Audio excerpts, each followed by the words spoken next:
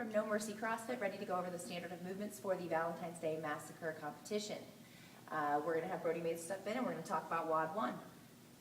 Come on in, Brody. WOD 1 is deficit handstand push-ups for the gentleman. It's going to be RX, will be 2 45-pound plates, standard of movements. Has to lock out with his feet on the wall. I need to stay clear, lock out in the elbows. Feet have to be on the wall. A no rep would be falling off the wall when he locks out. It's going to give me a no rep right here. That would be a no rep.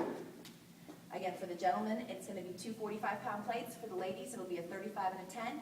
Scale division, you will also be doing handstand push-ups with an ab mat and a 10-pound plate underneath. No plates on the side. So we are going to let you still do handstand push-ups, just stacked up a little bit. That is the first movement in WOD 1. Second movement is going to be a deadlift. Standard of movement for the deadlift, bar must start from the ground.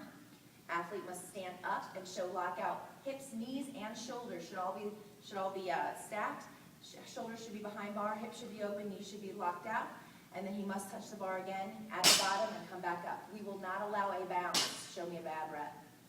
That is going to be a no rep. That is going to be a no rep. We also want to make sure that you don't lock out your hips, but you keep your shoulders forward. Also a no rep.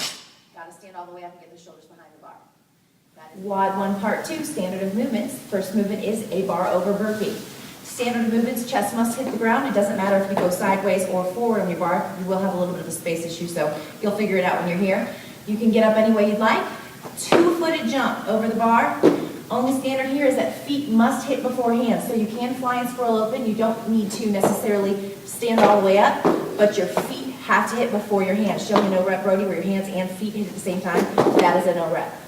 Feet must hit first. Clearly hit first. But you can stay low to the bar like that. That is standard of movement. Second movement of WOD 1 Part 2 is the wall ball. Standard of movement for a wall ball is obviously, just pause at the bottom for me, hip crease clearly below his knees. We need to be able to see that with every rep. Then for the gentleman, they're going to be throwing to the blue line. Half of the ball must cross the blue line. In order for that to count, that is a 10-foot line. For the ladies, it's going to be half of the ball across the bottom red line for the 9-foot wall.